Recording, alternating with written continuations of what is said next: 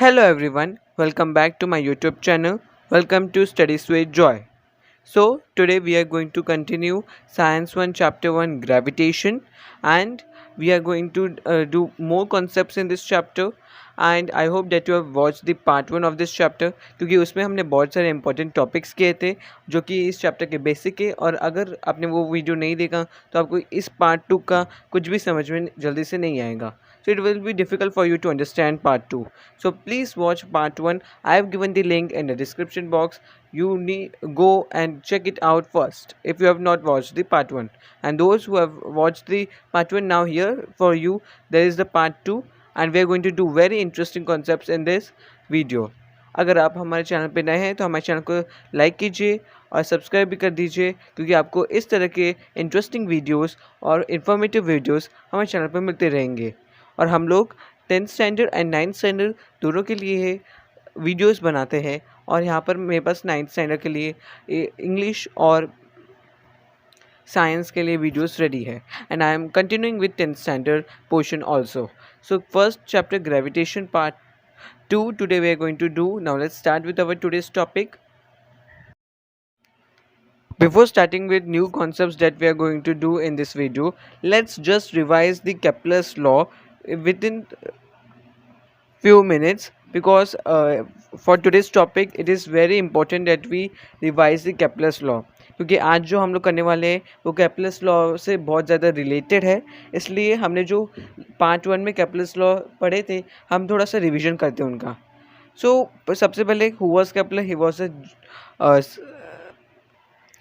his full name was Johannes Kepler, and what he did was that he was a German astronomer and mathematician. He started working as a helper to the famous astronomer Tycho Brahe in Prague, and after the death of Brahe in 1601, Kepler was appointed as the royal mathematician in his place, and Kepler used the observations of planetary motions made by Brahe to discover the laws of planetary motion, that are the Kepler's law. He wrote several books, and his work was later used by Newton also in postulating his law of gravitation. So today we are going to do that Newton's law of gravitation only, and for that Kepler's law are very important. So now let's revise it. And by the 16th century, a lot of data were available about planetary positions and motion. Johannes Kepler studied these data. He noticed that the motion of planets follows certain laws. He stated 3 laws describing planetary motion. These are known as Kepler's law, which are given below. तो अभी हम लोग Kepler's law की तरफ जाते हैं. उससे पहले मैं आपको याद दिला दूं कि एक एलिप्स क्या होता था. आई hope that you remember what was an ellipse. Ellipse एक, अगर हम एक कोन को स्लैंटिंगली कट करेंगे तो हम लोग को जो पार्ट मिलेगा, जो कि कोन के नीचे वाला जो सर्कल है, वो एक एलिप्स है. आई रिपीट दैट इफ, या फिर मैं आपको साइंटिफिकली बोलूँ तो an ellipse is the curve obtain when a cone is cut by an inclined plane. So यहाँ पर आप लोग डायग्राम में देख सकते हैं कि inclined plane. So I hope that आपको याद आ गया कि what is an ellipse, and it has 2 focal points. Remember this. Now let's go towards the Kepler's law again. First law was Kepler's: the orbit of a planet is an ellipse with the sun at one of the foci. What it means, जो orbit जिसमें एक planet revolve कर रहा है वो एक ellipse है. हम उसे एक एलिप्स बोलते हैं. वो एलिप्टिकल है. आपने ये वर्ड सुना होगा, the orbit of a planet is elliptical. आपको लोअर स्टैंडर्ड्स में पढ़ने को आया होगा. सो आपको तभी मालूम नहीं पड़ेगा कि what is elliptical. But elliptical is like a circle only, but it is a little bit different from it. So जो हमारा जो ऑर्बिट है प्लैनेट्स का, हम उसे सर्कल नहीं बोलते. It is a ellipse. And sun कोई एक फोकाई में है. किसी प्लैनेट के लिए F1 में होगा, वो किसी प्लैनेट के लिए F2 में होगा. So this is the simple first law of Kepler, that the orbit of a planet is an ellipse with the sun at one of the foci. यहाँ पर आप डायग्राम में देख सकते हैं देयर आर 2 फोकाइस. कोई भी एक फोकाई पे सन होगा तो कुछ प्लैनेट्स के लिए वो दूर होगा, कुछ प्लैनेट्स के लिए पास. The line joining the planet and the sun sweeps equal areas in equal intervals of time. This is the second law of Kepler.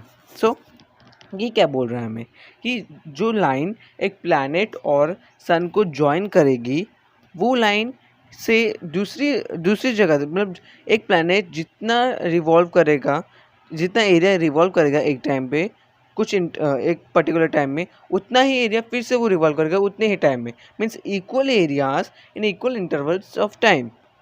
Again I am repeating, जितना एरिया एक पर्टिकुलर टाइम में एक planet cover करेगा, उतना ही area वही planet उतने ही time में cover करेगा।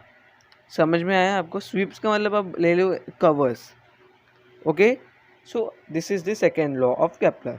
और थर्ड लॉ हमने क्या देखा था? The square of its period of revolution around the sun is directly proportional to the cube of the mean distance of a planet from the sun. Okay, so जो period of revolution है, मतलब जितना time लगता है एक planet को revolution के लिए अराउंड द सन, उसका square, that is T square, हम लोग टी लेते हैं वो टाइम को, is proportional to the cube of the mean distance of a planet from the sun. यानी कि जो डिस्टेंस है प्लैनेट का सन से, उसे हम लोग ले लेते हैं आर, उसके क्यूब से ये जो टी स्क्वायर है वो प्रपोर्शनल है, that is T square is proportional to R cube. ये आप याद रखना, ये आज आपको यूनिवर्सल ग्रेविटेशन लॉ में भी काम आएगा। सो केपलर ने ये laws simply this obtain this laws simply from the study of the positions of planets obtained by regular observations. He had no explanation as to why planets obey these laws. We will see now that how Newton these laws helped Newton in the formulation of his theory of gravitation. तो चलिए अब आज के topic से start करते हैं। आज हम लोग कुछ नया सीखेंगे, that is Newton's universal law of gravitation, which is a very important concept in this chapter. So ये कॉन्सेप्ट आप एकदम अच्छे से समझ लीजिए और हर एक मोमेंट इस वीडियो का आप देखिएगा, क्योंकि ये बहुत ज़्यादा इंपॉर्टेंट कॉन्सेप्ट होने वाला है। क्योंकि इस चैप्टर पे अगर आपको कोई क्वेश्चन आता है तो ये क्वेश्चन आने के बहुत ज़्यादा चांसेस है that state the Newton's universal law of gravitation. Like these questions are mostly asked from this chapter. All the above considerations, including Kepler's law, led Newton to formulate his theory of universal gravity. तो जो भी considerations Kepler ने किए थे, Kepler के law में दिए गए थे, वो न्यूटन को फॉर्मुलेट उसकी थियरी ग्रेविटी पे फॉर्मुलेट करने के लिए मदद की। According to this theory, every object in the universe attracts every other object with a definite force. यानी कि न्यूटन ने कहा कि हर एक ऑब्जेक्ट एक दूसरे ऑब्जेक्ट को यूनिवर्स में एक अट्रैक्शन है, एक अट्रैक्ट करता है अपनी तरफ। मान लो आपके पास दो बॉल्स है, उन दोनों ही बॉल्स के बीच में अट्रैक्शन है। अगर मैं बोलता हूँ पहला बॉल है B1 और दूसरा बॉल है B2, सो B1 अट्रैक्ट करेगा B2 को अपनी तरफ और B2 अट्रैक्ट करेगा B1 को अपनी तरफ। So there is a force of attraction between any two objects in the universe. This force is directly proportional to the product of the masses of the two objects and is inversely proportional to the square of the distance between them. अभी ये जो sentence है इसे हम लोग आधा आधा करके समझते हैं, लेकिन उससे पहले मैं आपको बताता हूँ कि आपके मन में ये क्वेश्चन तो अभी आया ही होगा कि मैंने ये बोला कि कोई भी दो ऑब्जेक्ट यूनिवर्स में एक दूसरे को अट्रैक्ट करते हैं, ये तो न्यूटन ने बोला है, तो मैंने आपको यही बताया अभी। लेकिन आपके मन में ये क्वेश्चन आया होगा कि ऐसे थोड़ा ना होता है, मैंने तो अभी तक ऐसे कभी नहीं देखा, मेरे पास दो बॉल है, वो तो कभी अट्रैक्ट नहीं हो रहे, एक दूसरे को चिपक नहीं रहे। इसका कारण भी हम लोग आज जानेंगे, सो स्टे ट्यून्ड। तो अभी हम लोग ये सेंटेंस समझते हैं कि this force is directly proportional to the product of the masses of the two objects and is inversely proportional to the square of the distance between them. अब इसके लिए हम इसे हाफ ऑफ ब्रेक करते हैं। पहला पार्ट है force is directly proportional to the product of the masses of the two objects. अब कौन सा फोर्स की बात कर रहे हैं हम लोग? फोर्स ऑफ अट्रैक्शन, जो एक ऑब्जेक्ट दूसरे ऑब्जेक्ट पे लगाता है जिसकी वजह से वो उससे अट्रैक्ट कर रहा है। यही फोर्स भी हमारा अर्थ का सेंटर यूज़ करता है, that is force of attraction, दूसरे प्लैनेट्स को अपनी तरफ खींचने के लिए, या फिर मून उसके वजह से रिवॉल्व होता है उसके हमारे अर्थ के अराउंड। सो ये वही फोर्स है, फोर्स ऑफ अट्रैक्शन। सो जो फोर्स ऑफ अट्रैक्शन एक ऑब्जेक्ट दूसरे ऑब्जेक्ट को अपनी तरफ खींचने के लिए करता है, अट्रैक्ट करने के लिए करता है, वो डायरेक्टली प्रोपोर्शनल है to the product of the mass of the two objects. मान लो दो ऑब्जेक्ट्स है M1 और M2, जो M1 फोर्स जो फोर्स अट्रैक्ट हो रहा है M1 और M2 के बीच में, जो अट्रैक्शन है, फोर्स ऑफ अट्रैक्शन इन दोनों के बीच में, वो M1 और M2 के प्रोडक्ट, यानी से M1 into M2, product means multiplication, उससे डायरेक्टली प्रोपोर्शनल है। जैसे कि मैं बोल सकता हूँ जो फोर्स ऑफ अट्रैक्शन है वो F है, तो it will be written as F is directly proportional to M1 into M2. Are you understanding the first part of Newton's universal law of gravitation? और फिर उसका सेकेंड पार्ट है that is inversely proportional to the square of the distance between them. यानी कि inverse proportion आपको पता है, अगर एक ये साइड वाला बढ़ेगा तो दूसरा टर्म घटेगा, उसे हम बोलते हैं इन्वर्स प्रोपोर्शन। डायरेक्ट प्रोपोर्शन में क्या होता है, अगर ये घट रहा है, ये बढ़ रहा है तो ये भी बढ़ेगा। मान लो डायरेक्ट प्रोपोर्शन हम लेते हैं पेन, और पेन का रुपीज़ एक साइड है और पेन के नंबर ऑफ पेन्स एक साइड है, तो अगर नंबर ऑफ पेन्स बढ़ेंगे तो उसका कॉस्ट भी बढ़ेगा, बराबर, that is direct proportion. But अगर हम लोग मान लो इन्वर्स प्रोपोर्शन में लेते हैं वर्कर्स और काम, तो अभी कुछ वर्कर्स है और वहाँ पर काम है इतना होगा, तो इतना दिन लगेगा, तो हम लोग number of workers and days का डायरेक्ट इन्वर्स प्रोपोर्शन में लेंगे, तो ऐसा होगा कि number of days if number of workers if increase then the number of days will decrease, क्योंकि जितने ज़्यादा वर्कर उतने जल्दी काम हो जाएगा। तो दिस इज इन्वर्स प्रोपोर्शनल, क्योंकि एक साइड बढ़ेगा तो दूसरा साइड घटेगा।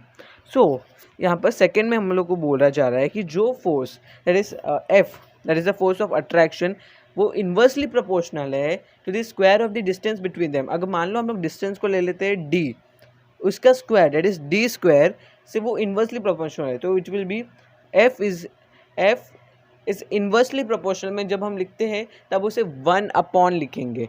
सो it will be F is inversely proportional, हम लोग साइन वही डालते हैं जो डायरेक्टली प्रोपोर्शनल में डालते हैं, बट उसे हम लिखेंगे 1/r²। So this was the mathematically, मैंने आपको उसको समझाया। पहला पार्ट हमें बोलता है F is directly proportional to M1 into M2, second part बोलता है F is inversely proportional to 1/r²। So उसे हम लोग मैथमेटिकली कुछ इस तरह लिखेंगे कि फर्स्ट पार्ट को मैं ऐसे लिख सकता हूँ, F इज डायरेक्टली प्रोपोर्शनल की ये साइन होती है, और M1 into M2 that is the product of the masses of the two objects. और सेकेंड पार्ट के लिए हम लोग ऐसे लिख सकते हैं, F इज इन्वर्सली प्रोपोर्शनल, ये साइन डालेंगे लेकिन 1 आ जाएगा, 1/r²। Okay, I hope that you understood. So अभी हम लोग करते हैं, आगे बढ़ते हैं, थोड़ा और भी सीखते हैं हम लोग इस लॉ के बारे में। अब हम लोग इसे फिगर की मदद से एक्सप्लेन करते हैं, मतलब हमें डायरेक्टली क्या मिला था हम लोग वो देखते हैं। आपके टेक्स्ट बुक में भी ये मेंशन्ड है, मैंने वही यहाँ पर लिया है ताकि आपको वही मैं समझा सकूँ एकदम प्रॉपरली, इसलिए मैंने वही लिया। सो फिगर 1.5 आप देख सकते हैं, shows two objects with masses m1 and m2 kept at a distance d from each other. Mathematically, the gravitational force of attraction between these two bodies can be written as F is directly proportional to m1 into m2 upon d square. मैंने वहाँ पर R लिखा था पहले, F is directly proportional to 1/r²। R या फिर D, हम लोग कुछ भी लेते हैं, उन दोनों से कोई भी एक लेते हैं फॉर द डिस्टेंस। सो हम D भी ले सकते हैं, यहाँ पर D लिया है तो हम लोग D रखेंगे, सॉरी फॉर दैट कन्फ्यूजन। सो यहाँ पर अभी हम लोग को क्या बोला है कि mathematically the gravitational force of attraction between these two bodies, यहाँ पर आपको दिख रहे दो डायग्राम में M1 है और M2 है। एक M1 देखा आपने बड़ा है और M2 छोटा है, मतलब मास M1 का उतना ही ज़्यादा बड़ा होगा M2 से, और डिस्टेंस तो उन दोनों के बीच में D है, और F is the force of attraction. So अब अगर यहाँ पर हम लोग हमारे पास क्या पहले देखो, सबसे पहले हमारे पास हमारे Newton's universal law of gravitation की मदद से क्या मिलता है, दैट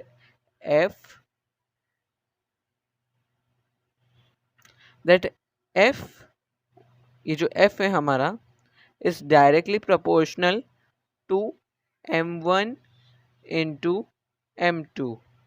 और सेकेंड इक्वेशन है हमारे पास, F is inversely proportional to D square, that is the distance.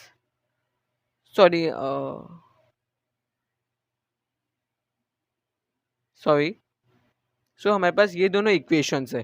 पहला है F is directly proportional to m1 into m2 और दूसरा है F is direct inversely proportional to 1/d²। बराबर, हमने अभी अभी देखा था कि कैसे हो रहा है ये।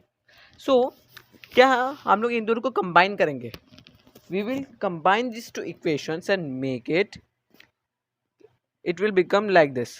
एफ इज डायरेक्टली, ये जो ए है ना वो ए नहीं है, वो साइन है ऐसी थोड़े से वैसे आई प्रिंटिंग में। सो उसे हम लोग ऐसे लिख सकते हैं कंबाइन करेंगे तो m1 into m2 upon d²। This is the combination that we get from the equation 1 and 2 that we had get from the universal law of gravitation of Newton. Okay, अब इसे भी हम लोग इस तरह कैसे लिखेंगे? F is equals to G into m1 into m2 upon D. ये हम लोग कैसे लिखेंगे? ये हम लोग इस तरह, देखो यहाँ पर ये जो साइन है डायरेक्ट, ये प्रपोर्शन की साइन है, इनवर्स के लिए भी और डायरेक्ट के लिए भी। तो इस प्रपोर्शन की साइन के लिए अगर हमें निकालना है ना और यहाँ पर इक्वल टू लाना है, हमें कुछ कांस्टेंट यहाँ पर डालना होता है। सो अगर हम लोग को यहाँ पर ये जो साइन है प्रोपोर्शनैलिटी की, उससे अगर हमें निकालना है, हाँ ये जो साइन है वो प्रोपोर्शनैलिटी की, उसको हमें अगर निकालना है तो हम लोग क्या करेंगे? हम लोग एक कांस्टेंट ऐड करेंगे और इक्वल टू लाना है हम लोग को, तो हम लोग इक्वल टू के साथ एक कांस्टेंट ऐड करेंगे जो कि यहाँ पर g है, constant of proportionality and also called as the universal gravitation constant. बहुत बच्चे इसे ग्रेविटेशन समझ लेते हैं, it is not the symbol for gravitation.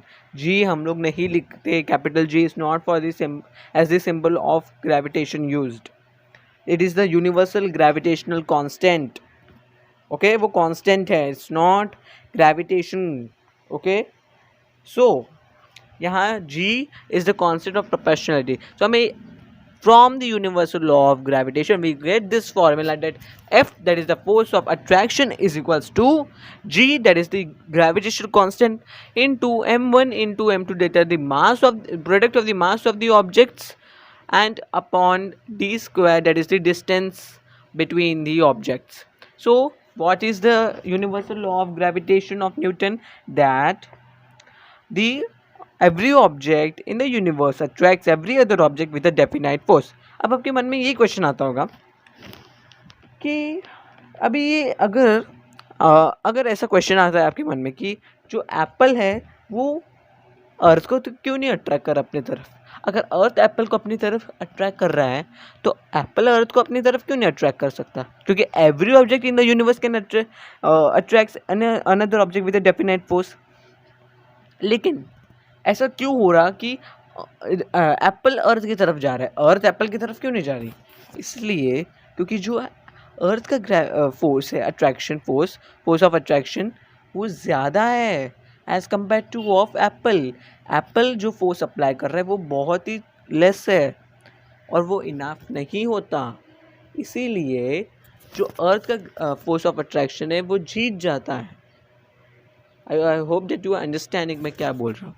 सो इसीलिए, और आपको पता है अगर दो बॉल्स हैं और दोनों एक दूसरे की तरफ क्यों नहीं जा रहे? दिस इज़ बिकॉज अगेन उनका जो फोर्स वो जो अप्लाई करते हैं वो बहुत ही, they are low forces, that's why हम लोग को दिखता नहीं है। वो थोड़ा तो हो रहा होगा, हम लोग को दिखेगा नहीं। और अगर आप बहुत टाइम तक उनको ऐसे ही रखोगे ना तो आप ऑब्जर्व कर पाओगे, अगर बहुत ज़्यादा माइन्यूटली ऑब्जर्व करोगे तो आपको दिखेगा थोड़ा सा वो आप एक दूसरे के नज़दीक आ जाएंगे। अगर आपको दो बॉल्स को ऐसे ऑब्जर्व करेंगे बहुत टाइम के लिए रखेंगे ऐसे ही, सो ये जो फोर्स होता है अट्रैक्शन वो बहुत ही लेस होता है, that's why we can not see it. The above law means that if the mass of one object is doubled, the force between the two objects also doubles. Very important, क्योंकि मास और force of attraction direct proportion में, तो एक double होगा तो दूसरा भी double हो जाएगा। Also if the distance is doubled the force decreases by a factor of 4। अब ये जो डिस्टेंस है d² वो इन्वर्स प्रोपोर्शन में है। सो अगर d² डबल किया जाएगा, डिस्टेंस को डबल करेंगे अगर, तो जो फोर्स ऑफ अट्रैक्शन है वो घटेगा। बट आपके मन में ये क्वेश्चन आएगा क्योंकि वो it will decrease by factor of 4 क्यों? वो डबल हो रहा है डिस्टेंस, तो ये it should increase decrease by factor of 2। लेकिन आपको ध्यान रखना है F is inversely proportional to the D square, so square है उसका, इसलिए वो डी स्क्वायर का double.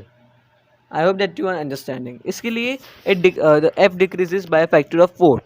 So if the two bodies are spherical, the direction of the force is always along the line joining the centers of the two bodies, and the distance between the centers is taken to be d.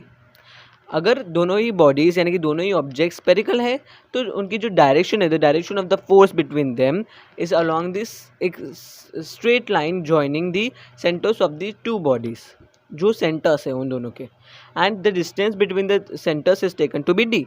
In case when the bodies are not spherical और have irregular shape, उनका shape spherical नहीं है, irregular है, then the direction of force is along the line joining their centers of mass, and d is taken to be the distance between the two centers of mass. अभी centers of mass क्या है ये अभी हम लोग सीखेंगे बाद में, वो मैं आपको अभी एक्सप्लेन करूँगा। पहले हम लोग ये सीख लेते हैं कि फ्रॉम इक्वेशन टू क्या थी हमारी कि F is equals to G into m1 into m2 upon D square. It can be seen that the value of G is the gravitational force acting between two unit masses, capital G, kept at a unit distance away from each other. So हम लोग देख सकते हैं कि जो gravitational constant है वो एक उस पर डिपेंड कर रहा है, the gravitational force acting between two unit masses kept at a unit distance away from each other. Thus in SI units the value of G, that is the gravitational constant की जो value है is equal to the gravitational force between two masses of 1 kg kept 1 meter apart. So जो SI units में है, जो हम लोग G की वैल्यू लेंगे, कैपिटल G की वैल्यू, वो इक्वल होगी जो to the gravitational force between two masses of 1 kg kept 1 meter apart. मतलब मैं एक्सप्लेन करता हूँ आपको कि अगर मान लो दो ऑब्जेक्ट्स है ऑफ 1 kg और वो 1 मीटर एक दूसरे से दूर है, उनका डिस्टेंस है 1 metre. So in SI units, that is system international units, the value of G will be equal to the gravitational force in दोनों ऑब्जेक्ट के बीच में, समझे? तो जो वैल्यू G की होगी इन दोनों के ऑब्जेक्ट के बीच में, मतलब जो वैल्यू ऑफ G होगी वो ही ग्रेविटेशनल फोर्स होगा ये दोनों ऑब्जेक्ट के बीच में. क्यों? ये 1 kg वालों में ही ये ज़्यादा ये काम आएगा, याद रखना. ये 1 kg हम लोग ऐसा क्यों किया आप सोचो. इसीलिए क्योंकि there is a constant value of G.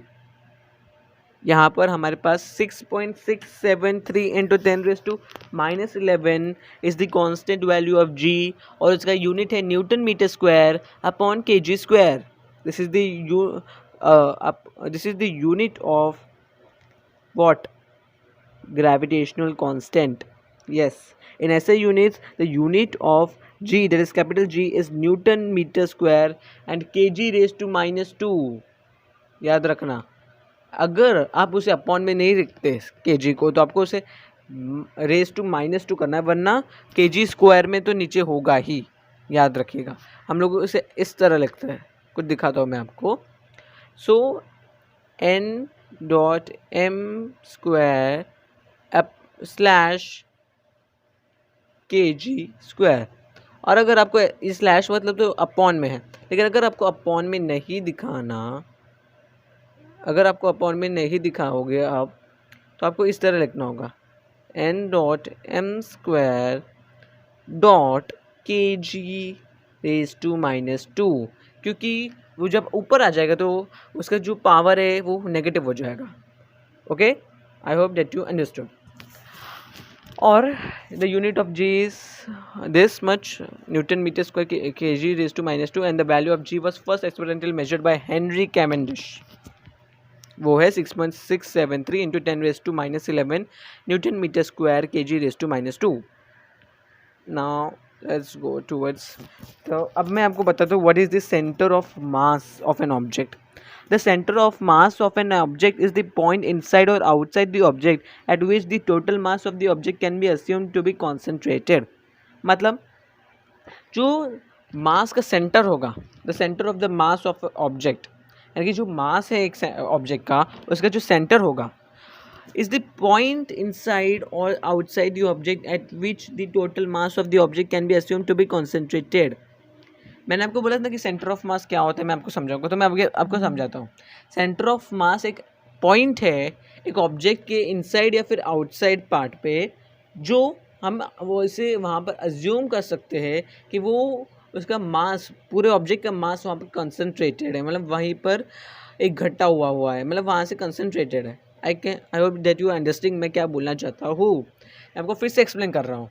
देखिए, जो सेंटर ऑफ मास हम लोग बोले कि इरेगुलर होगा अगर उनका शेप दोनों ऑब्जेक्ट्स का, तो उनका जो सेंटर ऑफ मास है वो हम लोग लेंगे कंसिडरेशन में।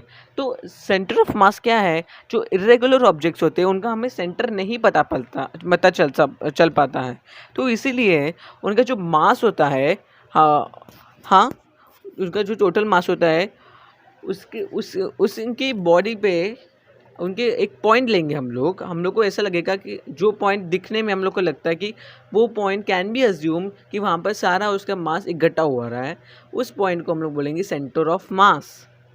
The centre of mass of a spherical object having uniform density is at its geometrical centre.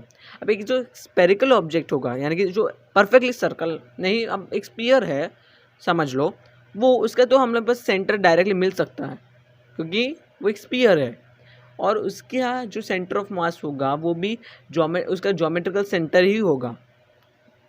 समझ में आया आपको, क्योंकि वो एक स्पीयर है, उसका कोई रेगुलर शेप है, but the centre of mass of any object having uniform density is at its centroid, याद रखना। और मैंने अभी आपको जो एक्सप्लेन किया, आपको आई थिंक जो समझ में आया कि centre of mass of an object क्या होता है, एक इरेगुलर ऑब्जेक्ट का। अगर एक नॉर्मल ऑब्जेक्ट का भी इज एट द कोई भी अगर हम लोग कॉमन में ले लें, रेगुलर हो कि इरेगुलर शेप हो उस ऑब्जेक्ट का, द सेंटर ऑफ द मास उसका एक पॉइंट है जहाँ पर उसका टोटल मास उस ऑब्जेक्ट का अज्यूम किया जा सकता है कि वहाँ पर कंसनट्रेटेड है। समझ में आया आपको? आई डेट यू अंडरस्टूड। अब हम लोग देखेंगे यूनिफॉर्म सर्कुलर मोशन या फिर मैग्नीट्यूड ऑफ सेंट्रीपिटल फोर्स के लिए जो डेरिवेशन है। सेंट्रीपिटल फोर्स कुछ याद आया? पार्ट 1 में हमने किया है, the centre seeking force, the force directed towards the centre of the circular path is called as the centripetal force. I hope that you are remembering it. थोड़ा सा रिकॉल करो, हम लोग इतना भी पहले नहीं पढ़े, ये हम लोग प्रेजेंट में ही है, कुछ दिनों पहले ही पढ़ा है। So consider an object moving in a circle with constant speed. Consider an object moving in a circle with constant speed. We have been earlier that such a motion is possible only when the object is constantly acted upon by a force directed towards the center of the circle. This force is called the centripetal force. If m is the mass of the object, v is its speed, and r is the radius of the circle, then it can be shown that this force is equal to F is equals to mv square upon r. So, अभी यहाँ पर क्या बोला, सबके sir के ऊपर से गया होगा। मैं आपको एक्सप्लेन करता हूँ, सुनो ध्यान से, आपको माथा खुजाने की ज़रूरत नहीं है, समझ में आ जाएगा, बहुत ज़्यादा भी हार्ड नहीं है ये डेरिवेशन। सो एक कंसिडर कीजिए, एक ऑब्जेक्ट है जो मूव कर रहा है एक सर्कल में with constant speed. Constant speed का तो मतलब आपको पता है। सो अब हमने देखा है कि एक in such a motion it is possible only when the object is constantly acted upon by a force directed towards the center of the circle. एक ऑब्जेक्ट एक सर्कल में एकदम कांस्टेंट स्पीड के साथ तभी ही घूमेगा तभी घूमेगा जब उस पर सेंट्रीपिटल फोर्स काम कर रहा होगा, तब, क्योंकि तभी तो वो सेंटर के आसपास गोल गोल घूमेगा, वरना तो वो it will be moving around towards the tangent of the circle. समझ में आया? याद आया? सेंट्रीपिटल फोर्स हमने समझा था। तो ये जो फोर्स है हम लोग उसे बोलते हैं सेंट्रीपिटल फोर्स। इफ मान लो m is the mass of the object, वो जो ऑब्जेक्ट वहाँ पर सर्कुलर पाथ में घूम रहा है और उसका वेलोसिटी v है, एंड उसका जो डिस्टेंस है उस सेंटर से, यानी कि उसका जो डिस्टेंस सेंटर से that is the radius only, वो r है, then it can be shown that this force is equal to F is equals to M V square upon are. ये हमें फॉर्मूला मिलता है जो हम लोग अभी यूज करने वाले, तो ये याद रख लो, ये याद रख लो, जो मैंने अभी अभी आपको फॉर्मूला दिया ये याद रख लो, यहाँ पर वही सब मैंने एक्सप्लेन किया। So now if a planet is revolving around the sun in a circular orbit or in uniform circular motion, and then the centripetal force acting on the planet towards the sun must be F is equals to mv square upon r। अभी अभी हमने ये किया। So where m is the mass of the planet, v is its speed and r is its distance from the sun। तो अभी हम लोग एक कंसिडरेशन में ले रहे हैं कि मान लो, अब हम लोग प्लैनेट का एग्जांपल ले रहे हैं, एक प्लैनेट रिवॉल्व कर रहा है around the sun in a circular path, और सन उसे अपने सेंटर की तरफ अट्रैक्ट कर रहा है, मतलब कि सेंट्रीपिटल फोर्स काम भी कर रहा है उस पर, और उसकी एक कांस्टेंट स्पीड भी होगी in uniform circular motion, constant speed. And then this उसका जो centripetal force acting on the planet, वो कैसे कैलकुलेट करेंगे, with the help of F is equals to M V square upon R. अभी जो F है, कैपिटल F, वो किसी भी फोर्स के लिए हम लोग रिप्रेजेंट रख सकते हैं, ग्रेविटेशनल फोर्स होने दो, सेंट्रीपिटल फोर्स होने दो, हम लोग F लिख सकते हैं, इट रिप्रेजेंट्स ऑल फोर्सेस। सो अभी यहाँ पर जो M है फॉर्मूला में, वो मास है प्लैनेट का, V जो है वो इसकी स्पीड है, और R जो है वो डिस्टेंस है सन से उस प्लैनेट का। अब आगे बढ़ते हैं हम लोग। Now the speed of the planet can be expressed in terms of the period of revolution t as follows। हमारा पीरियड ऑफ रेवोल्यूशन क्या है, t, हम उसे डिनोट करेंगे t से। तो अभी उसकी स्पीड क्या है वो हम लोग कैलकुलेट कैसे करेंगे। The distance traveled by the planet in one revolution is equals to perimeter of the orbit 2 pi r। So एक मिनट पहले मैं एक बात बताता हूँ, इस स्पीड का फॉर्मूला क्या होता है आपको याद है, डिस्टेंस अपॉन टाइम। पिछले साल 9th स्टैंडर्ड में फर्स्ट चैप्टर में हमने सीखा है। So what is the formula for speed, it is distance upon time. Remember this, very important. So अभी डिस्टेंस अपॉन टाइम, हमें यहाँ पर स्पीड फाइंड आउट करनी है। The speed of the planet can be explain in terms of the period of revolution T as follows.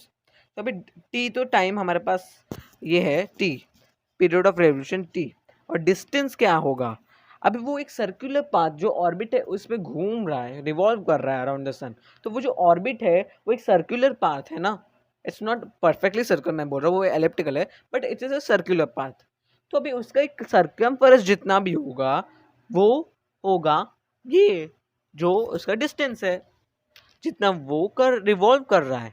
मैं फिर से explain करता हूँ, मान लो ये उसका ऑर्बिट है, तो ये ऑर्बिट से उसका सर्कमफेरेंस मतलब ये इतना ही, ये जितना ये है, ये इसे हम बोलते हैं सर्कमफेरेंस ऑफ दिस सर्कल। सो वो जितना होगा वो इसका डिस्टेंस है, और सर्कमफेरेंस ऑफ एक सर्कल का फॉर्मूला होता है 2 पाई आर। सो अभी हम लोग डिस्टेंस की जगह पे 2 पाई आर लिखेंगे।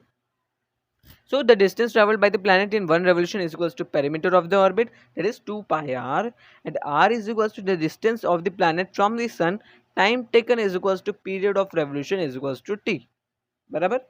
अब v, that is the speed of the planet, is equals to distance traveled upon time taken, that is 2 pi r upon t। इतना समझ में आया, okay. So f is equals to हमारे पास फॉर्मूला क्या था, mv square upon r। तो M V square upon R is equal to अब V square, V की जगह पे हम लोग क्या सब्सटीट्यूट करेंगे, 2 पाई आर अपॉन टी। क्यों, अब ऊपर देखिए, ऊपर वाले स्टेप में हमें क्या लिखा था, v is equal to 2 pi are upon T. तो अब हम लोग कहीं पर भी v की जगह पे इस डेरिवेशन में सब्सटीट्यूट कर सकते हैं 2 पाई आर अपॉन टी। तो वी स्क्वायर की जगह पे हम लोग करेंगे 2 pi are upon T the whole square, क्योंकि वी स्क्वायर है तो हमने स्क्वायर नहीं सब्सटीट्यूट किया हमने, समझे। So m into 2 pi are upon T the whole square upon are, ये हो जाएगा। अब जब हम इसे स्क्वायर करते हैं, it will become 4 pi square R square upon T square, जो कि यहाँ पर आपके टेक्स्ट बुक में वो स्टेप मेंशन्ड नहीं है, आप देख सकते हो। उसके वहाँ पर डायरेक्टली लिखा है is equals to 4m pi square R upon T square. जो आर का स्क्वायर किधर गया आप ये सोच रहे होंगे, मैं आपको समझाता हूँ। सो नाउ व्हाट हमने क्या किया, वहाँ पर आपको लिखा होगा कि multiplying and dividing by are square we get. तो यहाँ पर दिया है ये कैसे आया, 4m pi square R upon T square, it came by multiplying and dividing by are square we get. So R square से अगर हम लोग उसे डिवाइड करेंगे इस पूरे को, जो हमें मिला होगा, जैसे कि हमें मिला m into four, that is 4m, 4m pi square R square upon T square, उसको हम लोग 4 से डिवाइड करेंगे, मतलब टी स्क्वायर इंटू 4 हो जाएगा, नीचे वो 4 आ जाएगा, डिवीजन में ही है। तो सॉरी 4 से क्या, आर स्क्वायर से डिवाइड करेंगे तो नीचे वो आर स्क्वायर आ जाएगा, T square into R square. तो वैसे उसके हम लोग उसके कैंसलेशन से आर सिंगल हो जाएगा फ्रॉम डबल, आर स्क्वायर से आर हो जाएगा। आपको मैं करके दिखाता हूँ, देखिए, can you see this? So I will now show you how it happened. हम लोग what we are doing, we multiplying by are square. So हम लोग इसे ऐसे लिख सकते हैं, 1/r² into 4m pi square, and यहाँ पर है आर स्क्वायर जो कि आपके पास है अपॉन टी स्क्वायर। समझ रहे हो मैं क्या कर रहा हूँ? सो अब हम लोग ऐसे क्यों लिखा, ऐसे आप तो बोलोगे कि यहाँ पर इंटू आर स्क्वायर आना चाहिए, डिवाइड कर रहे, वही मतलब वो into R square, it is into 1/r² यहाँ पर था नीचे, तो वही अगर हम लोग इसे सेपरेट करना है तो हम अलग से लिख सकते हैं, 1/r² into 4m pi square R square upon T square. अगर हमको टी स्क्वायर सेपरेट करना होता ना तो ऐसे लिख सकते थे हम लोग, 1/t² इंटू दिस, समझे? सो दिस इज 1/t²। हम ऐसे सेपरेट कर सकते हैं क्योंकि इसका मतलब वही हुआ, क्योंकि 1 इससे मल्टीप्लाई होगा और आर स्क्वायर इससे मल्टीप्लाई होगा, तो T square into R square फिर से आ जाएगा। हम ऐसे लिख सकते हैं, ओके, हमने ऐसे किया। अब ये पूरा वैल्यू देखो, T square is the time period जो कि हमेशा कांस्टेंट ही होगा, वही टाइम पीरियड लगेगा रेवोल्यूशन के लिए, और ये जो आर स्क्वायर है दैट इज द डिस्टेंस, वो भी कांस्टेंट ही रहने वाला है। क्यों? क्योंकि वही डिस्टेंस होगा प्लैनेट और सन से, वो चेंज नहीं हो रहा है। और जो मास है वो भी कांस्टेंट है, क्योंकि हम सबको पता है that mass of an object always be constant and weight changes. Weight और मास को आप अभी यहाँ पर मिक्स मत करना, मास हमेशा कांस्टेंट होता है, आप कोई भी प्लैनेट पे जाओ। सो यहाँ पर m और पाई, पाई की वैल्यू तो हमेशा कांस्टेंट होती है, आपको सबको पता होगा what is the value of pi, 22/7 या फिर 3.14। सो यहाँ पर सारे टर्म्स कांस्टेंट है, इसलिए हम लोग इस पूरे को कांस्टेंट ले सकते हैं, और इस पूरे की जगह पे as constant we can write k, because we use k as the constant. Are you understanding what I want to say to you? I hope that you are understanding. So हम लोग इस पूरे की जगह पे हम लोग k लिख सकते हैं। आपको समझ में आया? और आपने यहाँ पर देखा, सो इट विल बिकम, हम जब हम मल्टीप्लाई करेंगे तो यहाँ पर ये r³ बन जाएगा। अब क्या हुआ, क्यों r³ बना? Because we multiplied it by r। Again I am explaining you, ये जो r³ कैसे आया, जब यहाँ पर ये था,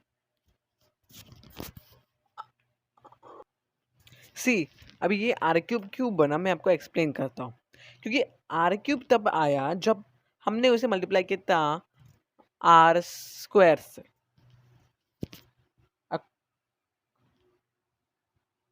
सी मैं क्या बोलना चाहती हूँ, देखो, फर्स्ट स्टेप आपको याद है, ये वाला स्टेप आप देखिए अच्छे से, देखो, this is m into 2πr upon T the whole square upon r, ये r है, ये भूल मत जाओ, बहुत सिली मिस्टेक हो जाएगी वरना आपसे। तो हमने इसे क्या किया, m upon r into 4πr² upon T square.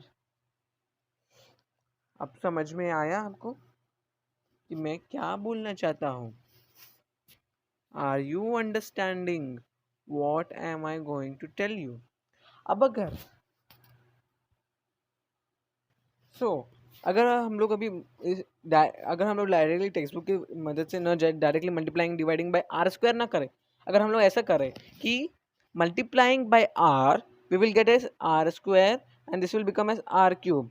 और अगर हम m को यहाँ पर लेके जाएंगे तो ये यहाँ पर सिर्फ बचेगा 1/r² इंटू 4m और ये पूरा टर्म, समझ गए? सो 1/r² into 4m pi square r³ upon t square. I hope that you are understanding what I wanted to say you. अब यहाँ पर आप देख सकते हो आर क्यू, ये सब तो ये पूरा टर्म कांस्टेंट है। अब हम लोग इसमें से ये आर स्क्वायर को यहाँ पर ऐड कर देते हैं, मल्टीप्लाई करेंगे 1 into this and R square into this, so it will become T square into R square. अब हम लोग टी स्क्वायर को अलग और आर क्यूब को ऊपर वाले आर क्यूब को अलग करेंगे, तो वो बन जाएगा 4m pi square upon R square, वो जो हमने ऐड किया, इंटू आर क्यूब यहाँ पर ऊपर था वो, और नीचे वाला टी स्क्वायर। अब आर क्यूब और टी स्क्वायर याद आ रहा है according to Kepler's third law, that is T square upon r cube is equals to K. हाँ, T square upon r cube ये केप्लर का थर्ड लॉ था, वो उसके which will be equal to के।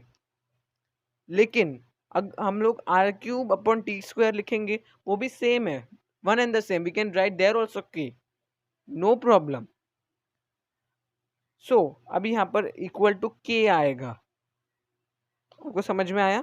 सो 4m pi square upon R square, और नीचे के ऐड हो जाएगा क्योंकि हम लोग मल्टीप्लाई कर रहे हैं विद के। सो अभी यहाँ पर के ऐड हो गया। I hope that you understood. So अभी आगे बढ़ते हैं।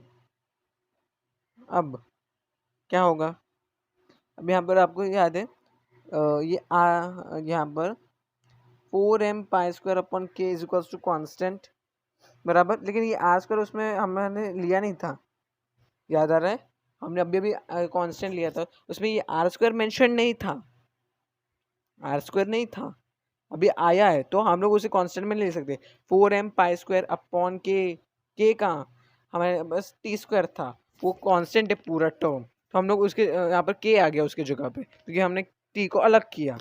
सो ये के है। I hope that you are understanding what I want to say.